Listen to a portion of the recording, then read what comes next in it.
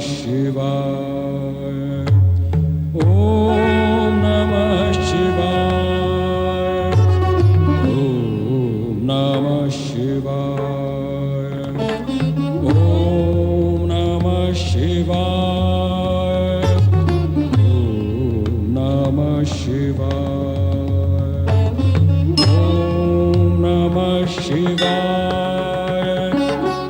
ओम नमः शिवाय। ओम नमः शिवाय। ओम नमः शिवाय। ओम नमः शिवाय। ओम नमः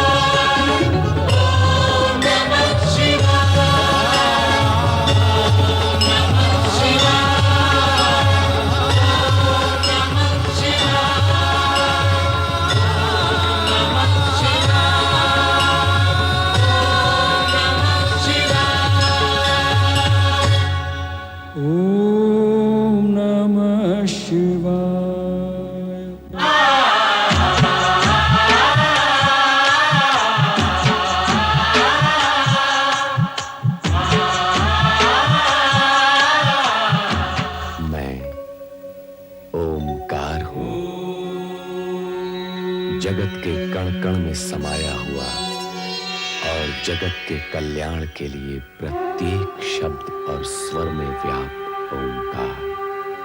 भोलेनाथ की जय जयकार के साथ बारात ने जैसे ही दक्ष महल में प्रवेश किया तो सती की बहनों और सखियों ने सती को छेड़ते हुए वर को श्रेष्ठ और सुंदर बताया। पर सदाशिव का पंचमुखी रूप देखकर चिंतित हुए दक्ष को दोबारा देवर्षि नारद ने उबारा। पुत्री को विदा करते समय कठोर और अहंकारी दक्ष भी दुखी हो गए।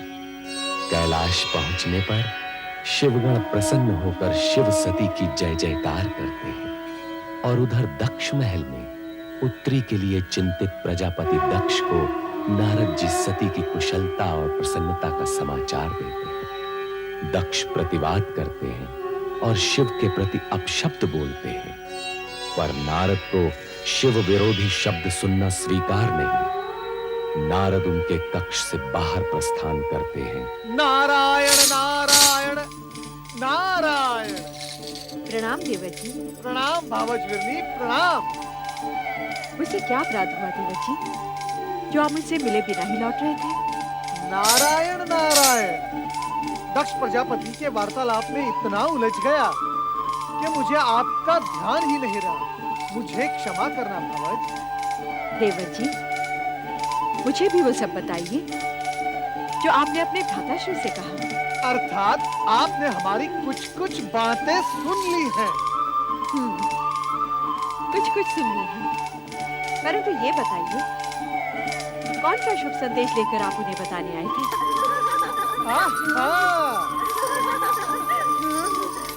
प्रणाम देवर्षि। देवियों सुखी रहो। भगवान विष्णु तुम सबकी मनोकामना पूर्ण करेंगे। हमारी बहन सती का कोई संदेश लाया है देवर्षि। नारायण नारायण। तुम्हारी बहन सती शिव जी की संगिनी बनकर संसार का सर्वोत्तम आनंद ले रही है और और इससे अधिक हम कुछ नहीं बताएंगे। नारायण नारायण। इससे अधिक हम कुछ जानना भी नहीं चाहती। हमारी बहन सुखी रहे, बस यही हम सबकी इच्छा है। क्यों माताश्री? हाँ बेटी, आज देवर जी ने ये शुभ समाचार सुनाकर हमारी सारी आशंकाओं का अंत किया है। आप हमारे धन्यवाद के पात्र हैं देवर जी। धन्यवाद के पात्र हैं तो देवर्षि का अतिथि सत्कार तो होना ही चाहिए। आइए देवर्षि, आज हम सब आपका मुंह मीठा कराएंगे। नारायण नारायण। देवियों, ये शुभ अवसर अब तुम्हारे विवाह में ही आएगा। अब मुझे आज्ञा दे। सुनिए तो देवर जी, इन देवियों के विवाह की तैयारियां कीजिए, अन्यथा विलंब हो जाएगा भावय। नारायण नारायण। रोहिणी, नारद जी किसके विवाह की बात कहकर गए अभी अभी? मैं क्या जानूं, तुम ही पूछ लो ना माताश्री से। तुम सबके विवाह की बात कर रहे थे देवर जी, और उनकी भविष्यवाणी कभी असत्य नहीं होती, समझी? देवर्षि नारद ने वीरणी, दक्ष तथा उनकी कन्याओं की समस्या का समाधान तो किया, किंतु रति शिव सती विवाह में सम्मिलित न होने के कारण चिंतित है। स्वयं कामदेव आकर रति को शांत करते हैं और स्पष्ट करते हैं कि उन्हें विवाह में न सही शिव सती में भौतिक इच्छा उत्पन्न करने के लिए तो कैलाश जाना ही है। ये तुम कहाँ हो? रति, रति, तुम कहाँ हो प्रिय? रति, तुम कहाँ हो? रति, रति, तुम कहाँ हो? तुम कहाँ हो प्रिय? प्रिय, तुम कहाँ हो? अरे तुम यहाँ हो? क्या बात है रति? तुम मुझसे रुष्ट हो? अरे कुछ तो बोलो, तुम्हारा ये मौन मुझे व्यथित कर रहा है। हाँ, मैं आपसे रुष्ट हूँ। मेरी त्रुटि? शिव सती के शुभ विवाह पर स्वर्ग के सभी देवी देवता और अप्सराएं सम्मिलित हुई, किंतु ना आप गए ना ही मुझे जाने दिया। क्यों स्वामी? इसलिए कि हमें ऐसा ही आदेश था। किसका? परमपिता ब्रह्मा जी का। उन्होंने कहा था कि हमारी उपस्थिति की आवश्यकता शिव सती विवाह के पश्चात ही हो। इस बात से परमपिता का तात्पर्य? हमें ही अपने हाव भावों, संकेतों और पुष्प बाणों की वर्षा से शिव और सती में मिलन इच्छा जागृत करनी होगी। उन्हें दाम्पत्य धर्म के निर्वाह के लिए प्रेरित करना होगा। देव मनमत, देवी रति, परमपिता ब्रह्मा जी ने हम तीनों को तुरंत कैलाश पर्वत पहुंचने का आदेश दिया है। वसंत, परमपिता ब्रह्मा के आदेश का पालन हम अवश्य करेंगे। हम तीनों कैलाश जाएंगे।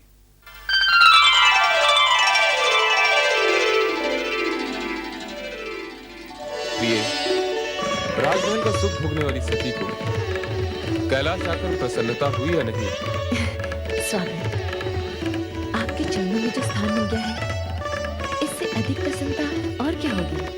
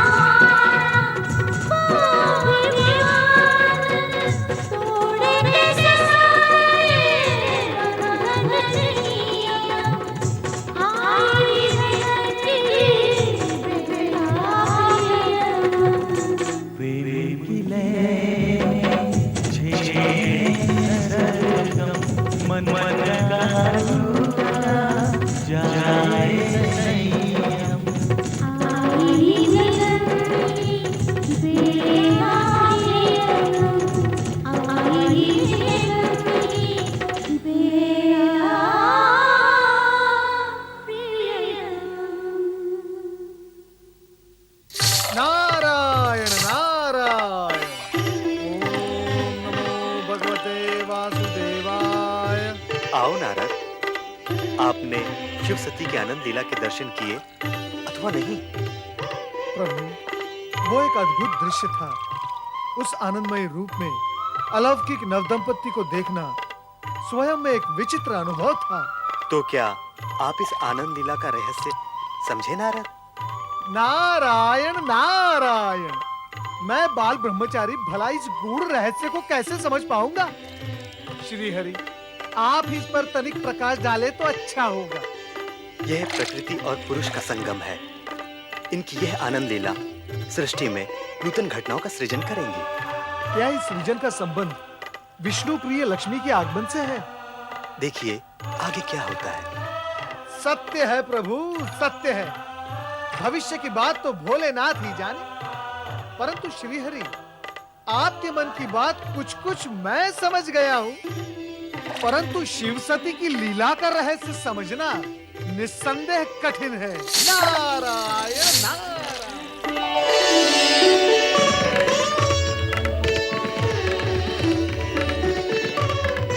क्या देख रही हो देवी?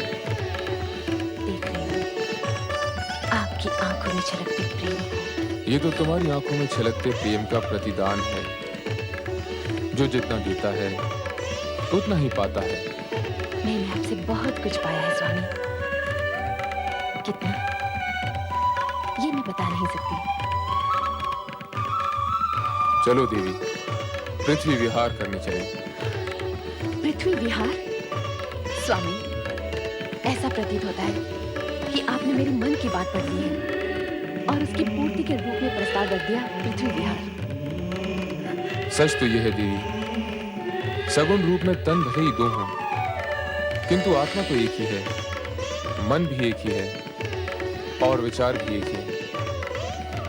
अब चलो पृथ्वी विहार के लिए चलें।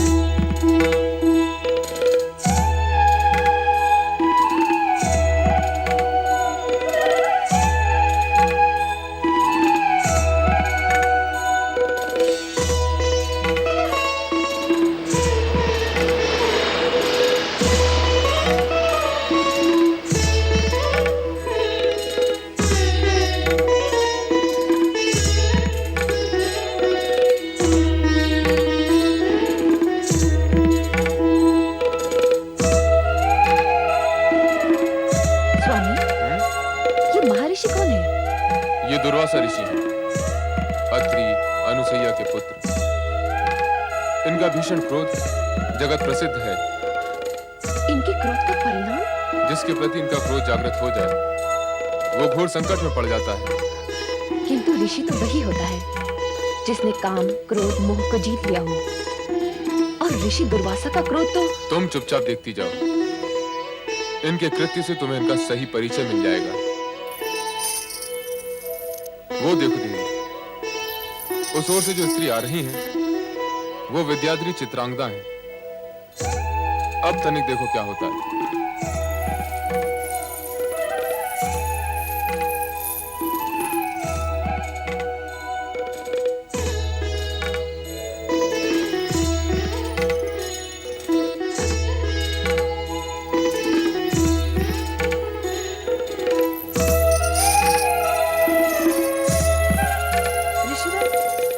मेरा प्रणाम स्वीकार करें। तुम्हारा कल्याण हो। इस अकिंचन की ओर से ये श्रद्धा सुमन आपको अर्पित है, इन्हें स्वीकार करें।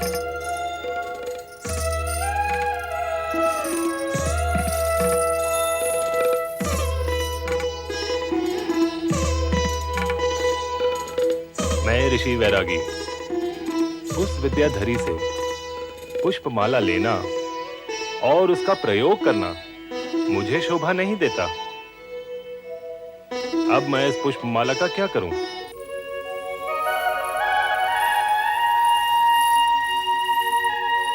इंद्र। स्वामी, पृथ्वी भ्रमण का आनंद ही अनूठा है।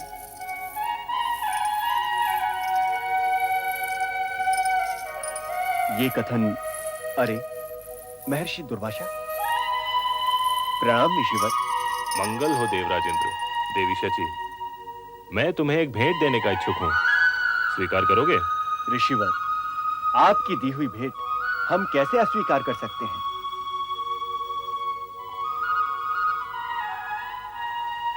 आज्ञा दें।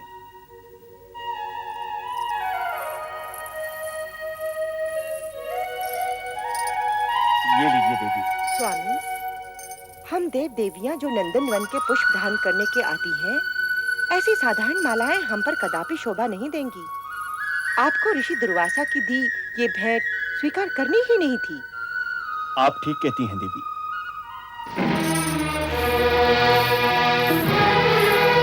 प्रिय, अब हमारा हरण हो चुका है। चलो कैलाश लौट चलें। शची, देवराजेंद्र, प्रेम से भेंट की हुई मेरी माला का तुमने घोर अपमान किया है। अब तुम्हें इसका परिणाम सहन करना ही होगा।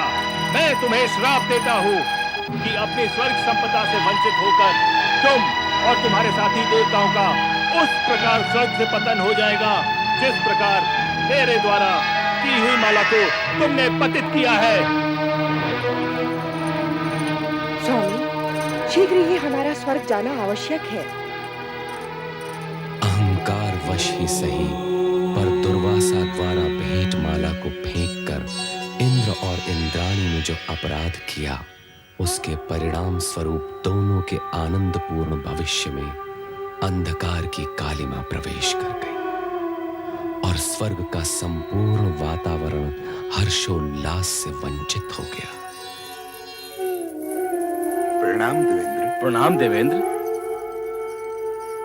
प्रणाम देवेंद्र। प्रणाम इंद्रदेव।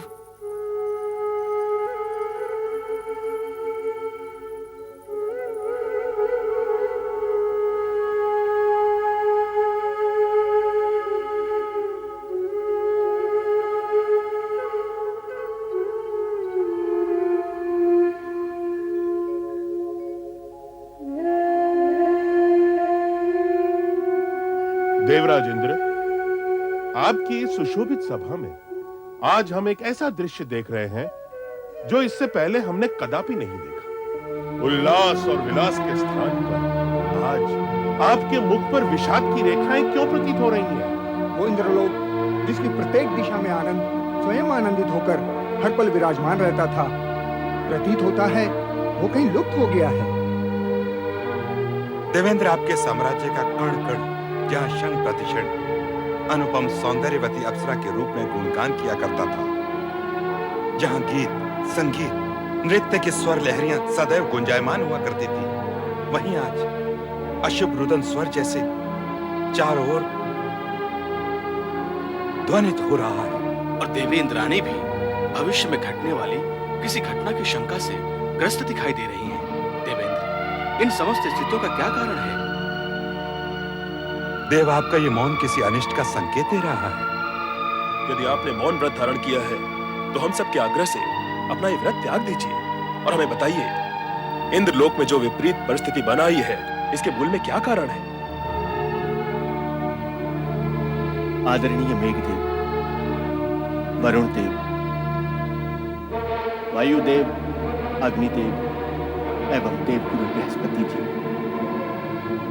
आप सभी ने हम दोनों की मनोस्थिति को जानकर जो भी कुछ कहा है वो शब्दशः सत्य है। अर्थात मैं और इंद्राणी इस समय अत्यधिक व्यथित, चिंतित एवं कुंठित हैं। कारण ये है कि अब स्वर्ग पर हमारा अधिकार नहीं रहेगा। ये आप कैसे अशुभ वचन बोल रहे हैं देवेंद्र? देवगुरु, मैंने जो कुछ भी कहा है उसमें लेश मात्र भी असत्य नहीं है। महर्षि दुर्वासा के श्राप से यह दुर्घटना किसी भी क्षण घटित हो सकती है। महर्षि दुर्वासा के श्राप से? और हम इंद्राणी के कहने में आकर भूलवश दुर्वासा ऋषि द्वारा भेंट की गई माला का अनादर कर बैठे और उसी से कुपित होकर उन्होंने हमें यह श्राप दिया है कि दानवों का बल देवताओं की अपेक्षा दोगुना हो जाएगा और हम अपने समस्त देवगणों के साथ इस स्वर्गलोक से सदा सर्वदा के लिए वंचित हो जाएंगे। देव, आपने ये कैसा अनर्थ कर डाला? महर्षि दुर्वासा का श्राप कभी मिथ्या नहीं हो सकता। वो अपना प्रभाव अवश्य लाएगा। उनके श्राप से मुक्ति निवारण का कोई उपाय नहीं, कोई उपाय नहीं। अब स्वर्गलोक अवश्य नष्ट भ्रष्ट हो जाएगा देवराज इंद्र। हम सभी को इस स्वर्ग संपदा से सदैव के लिए वंचित होना पड़ेगा।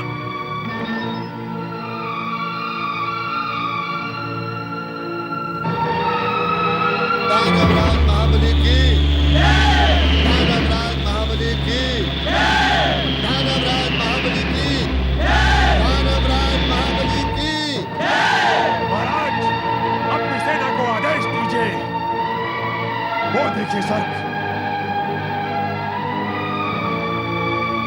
लगता है दुर्वासा ऋषि का श्राप फलित हो रहा है।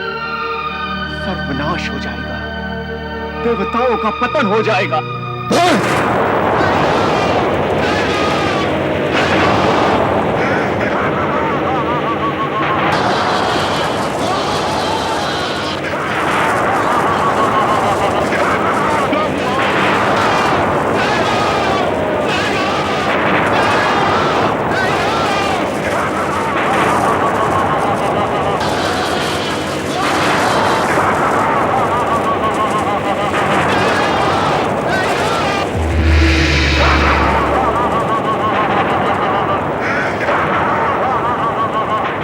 के अटूट नियम के अनुसार अब कर्म का परिणाम अशुभ ही होता है। दुर्वासा ऋषि के श्राप के फल स्वरूप स्वर्ग पर असुरों के अधिकार के पश्चात इंद्रादि को स्वर्ग त्यागना पड़ा। कैलाश पर इंद्र के इस अधोपतन से व्यथित सती शिव से इंद्र व स्वर्ग की रक्षा के लिए आग्रह करती है। इस भीषण समस्या का कोई तो समाधान होगा स्वामी। मुझे आश्चर्य हो रहा है, आप सब कुछ जानते हुए भी मौन रहे। आपने दुर्वासा ऋषि को रोकने का प्रयत्न भी नहीं किया। देवी, हर किसी को अपने किए हुए कर्मों का परिणाम किसी न किसी रूप में भुगतना ही पड़ता है। विधाता के विधान में हस्तक्षेप करना ब्रह्मा, विष्णु और महेश के लिए भी असंभव है। आप तो करुणा निधि हैं, भक्तों के उद्धारक हैं। देवताओं की भी आप पर अपार श्रद्धा और भक्ति है। उन्हें संकट से उबारना आपका परम कर्तव्य है। जब हमारे उन भक्तों को हमारे पास आने की प्रेरणा मिलेगी, तब हम अपना ये कर्तव्य अवश्य निभाएंगे। परंतु समय से पहले देवताओं को स्वर्ग सुख का अधिकार नहीं मिल सकता। असुराधिराज स्वर्गाधिपति महाराज बलि की जय। असुराधिराज स्वर्गाधिपति महाराज बलि की जय। महाराज बलि की जय। महाराज बलि की जय।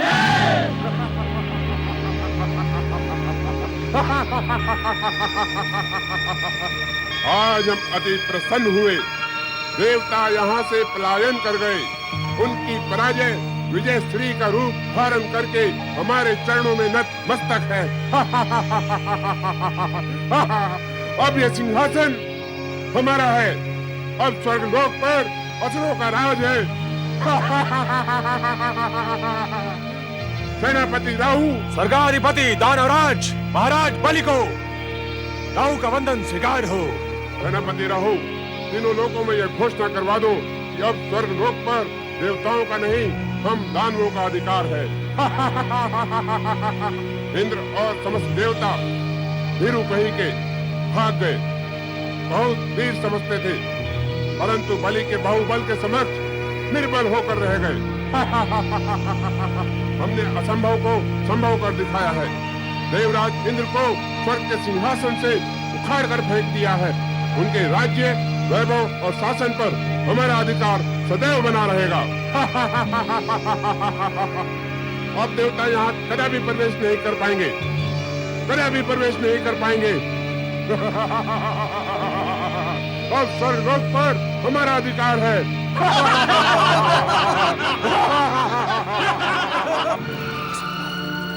असंभव! स्वर्ग से हमें अपदस्थ करना असंभव है। स्वर्ग हमारा है। इस स्वर्ग पर हमारा जन्म सिद्ध अधिकार है। असुरों की प्रकृति निरंकुश है। उन्हें नियमों में बांधना कठिन है। वो बलशाली भी है। उनकी आसुरी शक्तियों से जीतना हम देवताओं के लिए असंभव है। ऐसी बातें करके आप हमारे मनोबल को ना गिराइए वरुण देव। हम ब्रह्मदेव की शरण में इसीलिए आए हैं कि वो हमारा मार्गदर्शन करे और इस संकटकालीन स्थिति से हमें उबारे।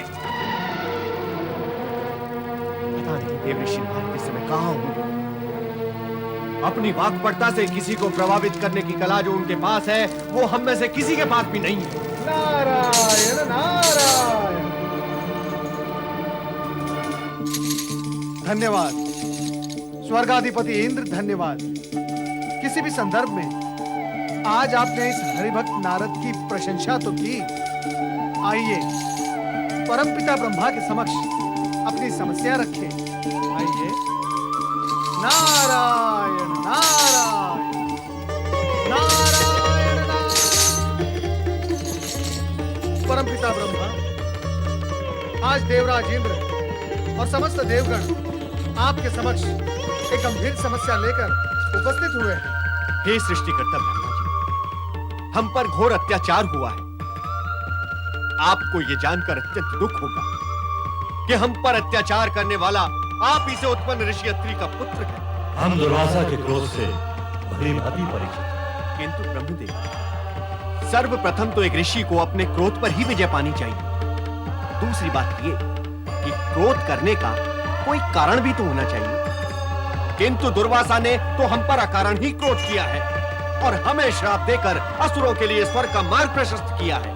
देवराज, क्या दुर्वासा के उग्र स्वभाव से आप परिचित नहीं? क्षण मात्र में क्रोध की ज्वाला उनके मन में प्रकट हो जाती है। इस बात का आपको ध्यान रखना चाहिए था। दुर्वासा का शाप तो एक निमित्त मात्र है सरस्वती। देवराज, स्वर्ग से आप लोगों के निष्कासन का कारण आपके अपने कर्म। हमारे कर्म पालन में कौन सी त्रुटि रह गई ब्रह्मा जी? हमारे कर्तव्यों में कहां खोट आ गया? देवराज, सबसे बड़ा खोट तो यही है कि आप लोगों ने अपने अधिकारों के उपयोग पर तो पूरा ध्यान दिया, किंतु अपने कर्तव्यों की उपेक्षा ही कर दी। देवी सरस्वती, आपका क्या विचार है? आप सत्य कह रहे हैं ब्रह्मदेव। भोग, विलास, आनंद क्रीड़ाओं में रमे देवगण ये भी भूल गए कि इंद्रासन को अपनी जगह पर टिकाए रखने के लिए देवताओं को धर्म, कर्म, पुण्य और जन कल्याण का भी पूरा पूरा ध्यान रखना पड़ता है। ये माना कि हमसे कुछ त्रुटियां हुई हैं, किंतु इसका अर्थ ये तो नहीं कि देवताओं से उनका स्वर्गलोक छीन लिया जाए, असुरों को असुरलोक बनाने की छूट दे दी जाए। शांत देवराज, शांत। जो घटित हो गया उसे बदला नहीं जा सकता। अब इस विषय में और अधिक विचार विमर्श करने के लिए आप लोगों को भगवान विष्णु के पास जाना होगा। वो देवताओं के परम हितैषी एवं शुभ चिंतक। हे चतुर, यदि नारायण के सम्मुख आप ही हमारा प्रतिनिधित्व करें तो अति उत्तम होगा। भगवान श्री हरि विष्णु आपकी समस्या से अवगत हैं देवराज।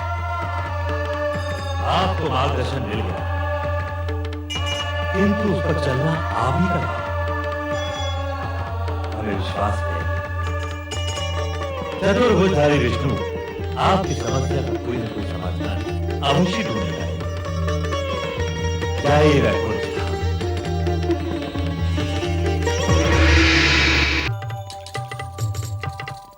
ओम नमो भगवते वासुदेवाय।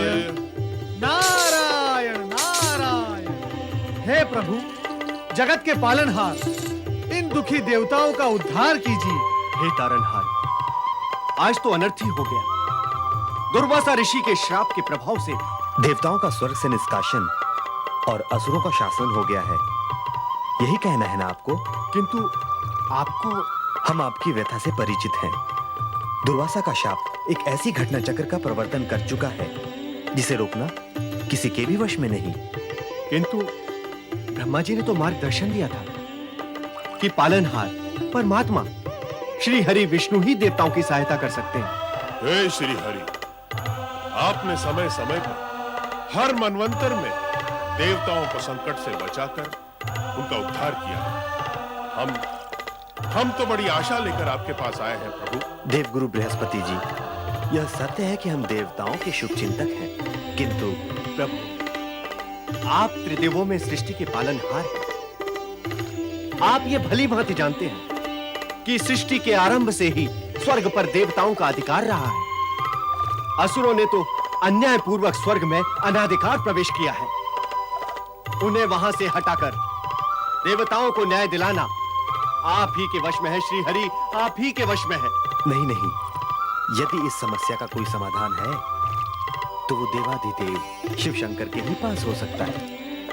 आप अपनी समस्या उन्हीं के समक्ष रखिए। धन्य है प्रभुओं की लीला। अब आपकी समस्या के समाधान के लिए देवगणों आपको कैलाश की ओर प्रस्थान करना होगा। पधारिए। नारायण नारायण।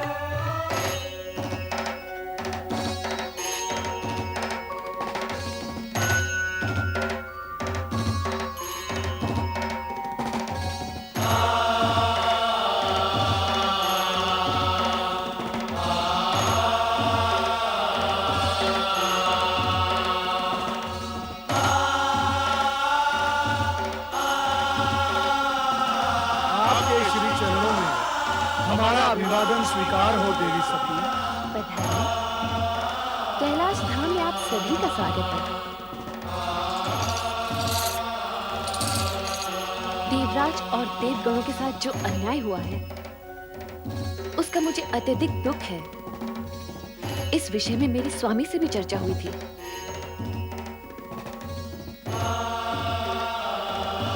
देवाधिदेव महादेव ने क्या कहा देवी सती? कहा तो कुछ नहीं, किंतु उनकी बातों से लगा आपके उद्धार हेतु उनके पास कोई न कोई उपाय अवश्य है। त्रिभुवनपति महादेव शिव शंकर की जय। हर हर हर महादेव। हर हर हर महादेव। हर हर हर महादेव।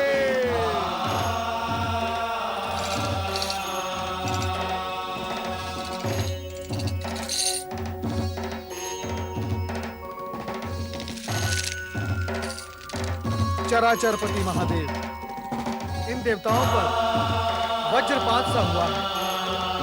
अपने ही निवास से निष्कासित दिनहीन भटकते हुए श्री हरि के आदेशानुसार आपके पास बड़ी आशा लेकर आए हैं। प्रिय नारद, जो भी घट रहा है नया नहीं है। अच्छाई और बुराई का संघर्ष तो सदा ही चलता रहा है।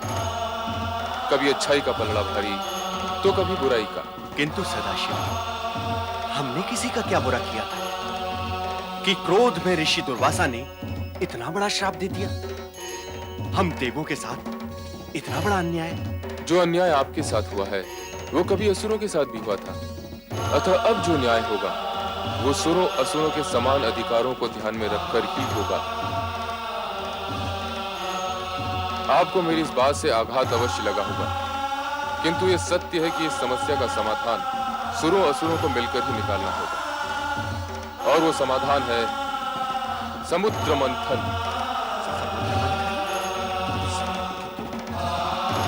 भयभीत होने की आवश्यकता नहीं। समुद्र मंथन के बाद कई ऐसी घटनाओं का जन्म होगा जो देवताओं के हित में होंगी। समुद्र से निकलने वाले रत्नों का विभाजन सुरों असुरों की योग्यता के अनुसार ही होगा। क्यों देवराजन, आपको कोई संशय है? नहीं देवाधिदेव, किंतु असुरों का सेनापति राहु हठी स्वभाव का है। समुद्र मंथन का यह प्रस्ताव उसे स्वीकार होगा या नहीं, मुझे इसमें संशय है प्रभु। राहु को सहमत करने का दायित्व हम देव ऋषि नारद को सौंपते हैं। क्यों नारद? मैं अवश्य प्रयास करूंगा महादेव कि असुर सेनापति राहु समुद्र मंथन के प्रस्ताव को मान ले।